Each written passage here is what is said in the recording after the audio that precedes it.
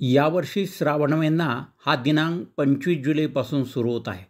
अमावस्या ही दिनांक 23 जुलै रोजी उत्तरात्री 2:29 सुरू होत असून ती दिनांक 24 जुलै रोजी रात्री 12:40 समाप्त होत आहे. यामुळे या वर्षी दीपपूजन दिनांक 24 जुलै रोजी करावे.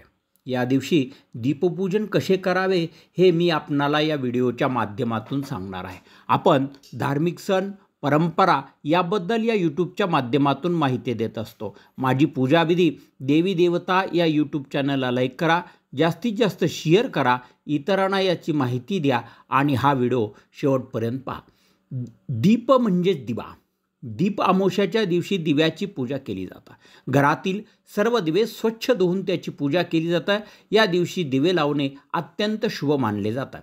असे म्हणतात की दिव्याच्या प्रकाशामुळे घरातील अंधकार आणि नकारात्मकता नाहीसे होतं व समृद्धी आणि सकारात्मक ऊर्जा घरामध्ये तयार होते.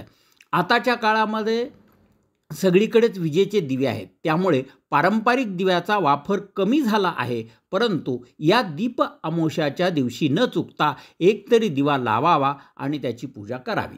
काही लोक दीप अमावस्याला गटारी अमावस्या असे देखील म्हणतात, कारण दीप अमावस्याच्या दुसऱ्या दिवसापासून चातुर्मास प्रारंभ होतो.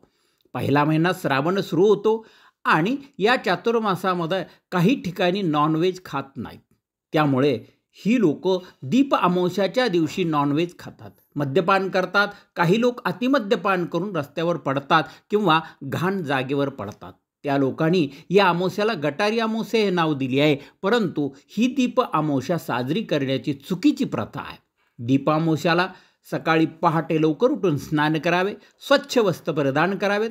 त्यानंतर घरातील सर्व दिवे धुवून स्वच्छ करावेत.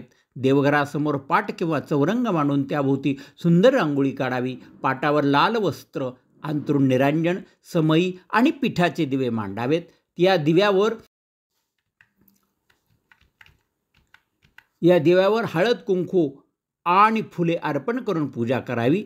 दीपपूजनासाठी खास करून बाबळीची फुले दिव्याला अर्पण करतात. दिवे प्रज्वलित करून शुभम करोति कल्याणम आरोग्यम धनसंपदा या मंत्राचा जप करावा.